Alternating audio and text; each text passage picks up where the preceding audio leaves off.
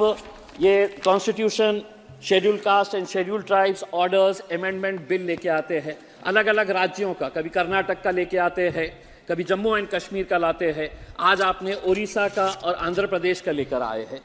ये बहुत अहम मुद्दे हैं कि जहाँ पर आप कॉन्स्टिट्यूशन अमेंडमेंट अगर कर रहे हैं, किसी ट्राइब को इंक्लूड कर रहे हैं, तो आप एक कॉम्प्रिहेंसिव बिल लेके आइए पूरे देश भर का। टुकड़ों टुकड़ों के अंदर लाने का हमें भी कुछ तर्क समझ में नहीं आ रहा है कि इसके पीछे आपका मकसद क्या है। एक बात मैं ये कहना चाहता हूं अध्यक्ष महोदय कि जब सरकार को किसी को कुछ देना नहीं होता है तो सबसे आसान तरीका ये होता है कि एक कमेटी बना लो।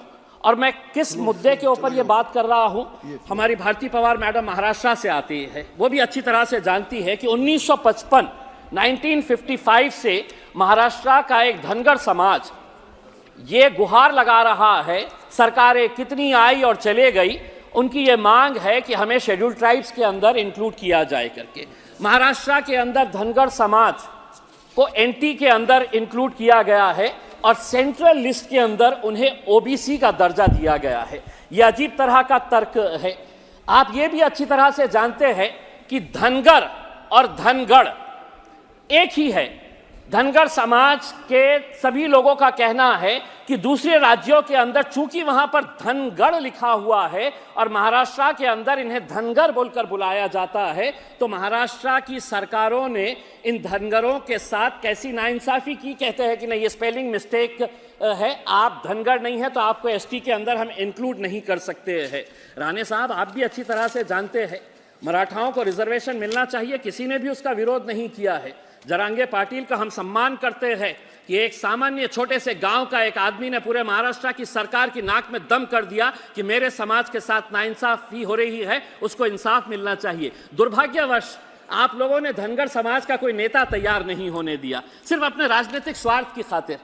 धनगरों की आबादी कितनी है? धनगरों की 45 जमातें जो है, ट्राइबल जो है, वो महाराष्ट्र के अंदर है, नहीं, लेकिन उनका पॉपुलेशन कितना है अगर पूछेंगे तो कोई नहीं बताएगा। कोई कहता है कि 4% है तो कोई कहता है कि 10% है, क्योंकि 2011 के सेंसस के हिसाब से ये बातें चले आ रही है। इसीलिए जब कास्ट सेंसस होगा तो इनका भी डेवलपमेंट उसी के हिसाब से होगा कि इनकी आबादी कितनी है, जिसकी जितनी संख्या भारी उसके हिसाब से ही सब काम चलता है। तो हमारा ये कहना है कि अब महाराष्ट्र सरकार इनको कुछ दे नहीं रही है, तो 20 नवंबर 2023 को राणे साहब एक बार फिर से धनगरों के हाथ में लॉलीपॉप दे दिया गया कि एक कमेटी हम बना रहे हैं। वो कमेटी ये तय करेंगी कि दूसरे राज्यों के अंदर तुमको जो बेनिफिट दिए जा रहे हैं वो महाराष्ट्र के अंदर कैसे देना। तो एक कमेटी, और कमेटी आपको मालूम है कि कमेटी के ऊपर कमेटी, कमेटी के ऊपर कमेटी, कमेटी के ऊपर कमेटी, ये आप भुगत चुके हैं। आप देख चुके हैं कि महाराष्ट्र सरकार को जब मराठाओं को रिजर्वेशन देना था तो कितनी सारी कमेटी, आखिर लोगों ने बोले कि हम सड़क के ऊपर आएंगे करके। उसमें आप धनगरों के साथ क्यों इस तरह की नाइंसाफी कर रहे हैं? और होता यह है अध्यक्ष महोदय, जब कुछ देना नहीं होता है तो राज्य सरकार कहता है कि केंद्र सरकार कहता है कि हमको राज्य सरकार की तरफ से कोई प्रस्ताव नहीं आया है करके।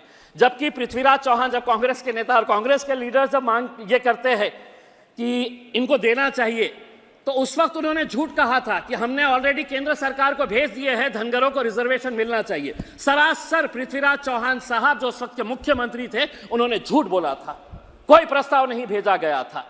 अब तो आपकी ही सरकार है, महाराष्ट्र के अंदर भी आप बैठे हुए हैं, केंद्र के अंदर भी आप बैठे हुए हैं, तो ये एक दूसरे के ऊपर इल्जाम लगाने का कोई फर्क यही नहीं है। आपको अगर सही मानों में इंसाफ देना है तो आप दे सकते हैं, लेकिन आप इसी तरह का महाराष्ट्र के अंदर आपको मालूम है कि धनगर समाज, अगर हम 48 लोकसभा की सीटों की अगर हम बात करते हैं तो 4 लोकसभा की सीटों के अंदर तो सिवाय धनगर का कोई आना ही नहीं चाहिए। आप अच्छी तरह से जानते हैं बारामती पूरा टोटल उनका इन्फ्लुएंस है, माढ़ा पूरा टोटल धनगर समाज का आना चाहिए, शोलापुर, सतारा, ये 4 लोकसभा की सीटें। 288 विधानसभा की सीटों की अगर हम बात करते हैं तो कम से कम 35 से 40 विधानसभा की ऐसी सीटें हैं जहां पर सिर्फ धनगर समाज का ही प्रतिनिधि वहां से चुनकर आ सकता है। धनगर समाज का अध्यक्ष महोदय एक इतिहास रहा है। अहिल्याबाई होलकर का आपने नाम सुना होगा, एक महारानी थी जिसने अपने समाज के लिए 18वीं सदी में मालवा रीजन की वो महारानी थी, लेकिन उसकी पहचान महारानी बोल के नहीं है, उसने अपने समाज के लिए और उसकी जेनरोसिटी जो थी उसके लिए आज धनगर समाज कई सालों से जालना जिले के अंदर अहिल्याबाई होलकर के एक स्मारक के लिए जगह मांग रहा है। आप वो जगह भी नहीं दे रहे हैं। इतनी बड़ी अपने समाज के लिए काम करने वाली, तो हम महाराष्ट्र सरकार से अनुरोध करते हैं जल्द से जल्द अहिल्याबाई होलकर के एक स्मारक के लिए बड़ी जगह वहां पर दी जाए करके। दूसरा ये है कि ये जो अलग अलग समाज के ये आ रहे हैं, अध्यक्ष महोदय, मुसलमानों के बारे में भी सांसद कहते हैं कि मुसलमानों को भी रिजर्वेशन देना चाहिए, लेकिन मैं आपको ईमानदारी के साथ कहता हूं, मुझे आपसे मांगना मतलब यह है कि मैं अपना साथ दीवार के ऊपर फोड़ने के बराबर है, क्योंकि आप लोगों ने तो हमारे साथ एक ऐसा रवैया इख्तियार कर लिया है कि हम आपको सिर्फ सांस लेने दे रहे हैं, यही बहुत बड़ी बात है। इसीलिए मैं आपसे रिजर्वेशन कैसे मांग सकता हूं, लेकिन अगर इस मुल्क को तरक्की करना है, इस देश को तरक्की करना है, तो आपको यह मानकर चलना पड़ेगा कि मुसलमान भी इस देश का एक बहुत बड़ा हिस्सा है, उसके साथ भी इंसाफ होना चाहिए। तो अगर आप सभी समाजों को साथ में लेकर जाएंगे जी। राणे साहब, जिस्म का एक हिस्सा अगर कमजोर हो गया तो वो ताकतवर जिस्म नहीं कहलाता है, वो अपाहिज हो जाता है, वो हैंडीकैप हो जाता है। इसीलिए आपको अगर इंसाफ करना है तो आप जिस तरह से आज ओडिशा और आंध्र प्रदेश के शेड्यूल्ड ट्राइब्स को इसके अंदर ऐड कर रहे हैं, मेरी ये मांग है कि धनगरों को भी आप महाराष्ट्र के अंदर जल्द से जल्द रिजर्वेशन देने का फैसला करिएगा और कुछ इंसाफ मुसलमानों के साथ भी करेंगे, कभी ना कभी तो करेंगे। एक ना एक दिन आपको यह एहसास होगा कि नहीं, ये भी मेरा एक भाई है, इसके साथ भी इंसाफ होना चाहिए। श्री विंसेंट एच पाला जी, धन्यवाद।